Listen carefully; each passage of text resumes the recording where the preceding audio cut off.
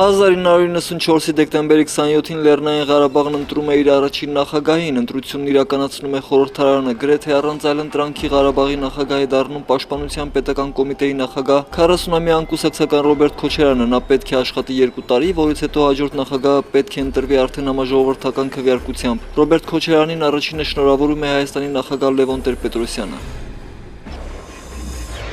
1994-ի դեկտեմբերի 28-ին նախագահ Լևոն Տեր-Պետրոսյանը հեռուստատեսային ելույթով Հայ-հեղափոխական դաշնակցություն կուսակցությունը հայտարարում է կասեցված։ Պատճառն ըստ նրա այն է, որ անվտանգության մարմինները հայտնաբերել են դրոհահաբեկչական կառույցը, որն արդեն իրականացրել է մի քանի սպանություն։ Կառույցը կապվում է դաշնակցության հետ եւ նրան վերագրվում է նաեւ թմրանյութերի վաճառք։ Այդ կառույցի հետ են կապում նաեւ Համբարձում Գալստյանի սպանությունը։ Լևոն Տեր-Պետրոսյանը եւ Դավիթ Ճանազարյանը հայտարարեցին, որ Համբարձում Գալստյանի ահաբեկումը կազմակերպել է դաշնակցությունը 1 տարի 5 դաշնակցական երիտասարդի պայեցին բանտում, ամենատաժանակիր կերպով պայեցին բանտում, երբ որ տասնյակ օրեր կարելի էր նրանց կարծերներում պայել, բայց որևէ կերպ չկարողացան գործ սարքել։ Դու հայրենիք ունես զինվոր, դու պաշտպանն ես հայրենիքի,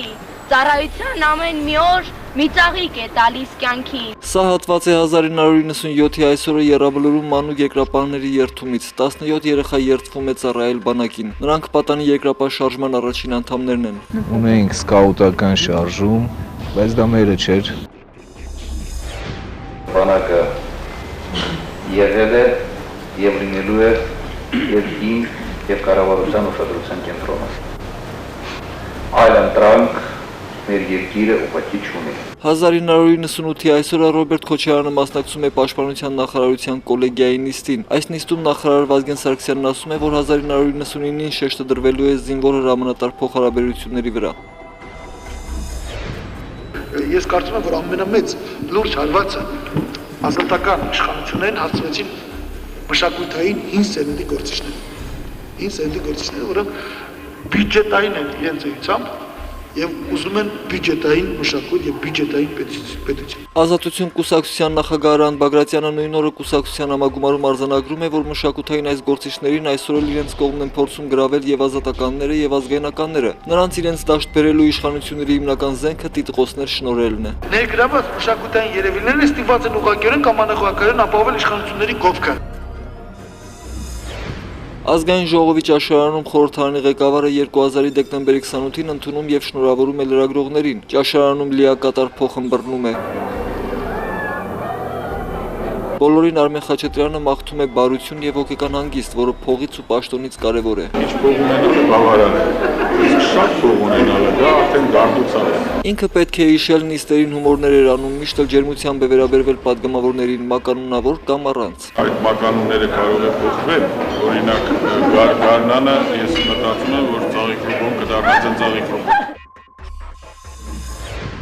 Ինքը Ծաղիկ Ռուբոն, նույն ինքը падգամավոր Ռուբեն Գևորգյանը նույն օրը խոսում էր զոհված ազատամարտիկների հարազատների հանդեպ պետական անտարբերությունից։ Դավիթ Հաշենում այս մարդը նվերներ է բաժանում զոհվածների երեխաներին, կազմակերպում տոնական ճաշ 3000 դրամ թոշակ ստացող ծերերի համար։ Սա պարզապես հոգու հաց եմ արդեն ես տալի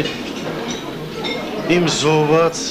մարտնկերների համար։ Եթե ես մի քիչ պայմաններ լավ էլ երբեք չէի գալիս ճաշարանը։ Չէ որ իրանք էլ են ծերանալու։ Չէ որ իրանք էլ պետք է մեծանան։ Եսա որ Ալան Թալանը իրանց օգուտ չունի։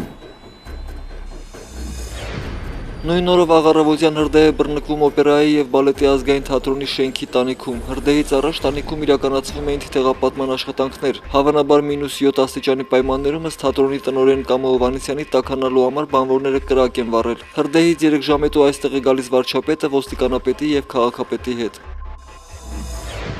2001-ի այսօրը հեռուստատեսության եւ ռադիոյի անկախ հանձնաժողովի նախագահ Գրիգոր Ամալյանը ներկայացնում է իր հանձնաժողովի գործունեության կանոնակարգը։ Պատգամավորները հույս ունեն, որ կանոնակարգը հեռուստաընկերությունների անկախությունը չի սահմանափակի։ Իսկ դրա համար երկրում մի բան պետք է անել, պետք է փոխել երկրի որակը։ Աշխատել ենք մաքսիմալ այնպես անել, որպեսզի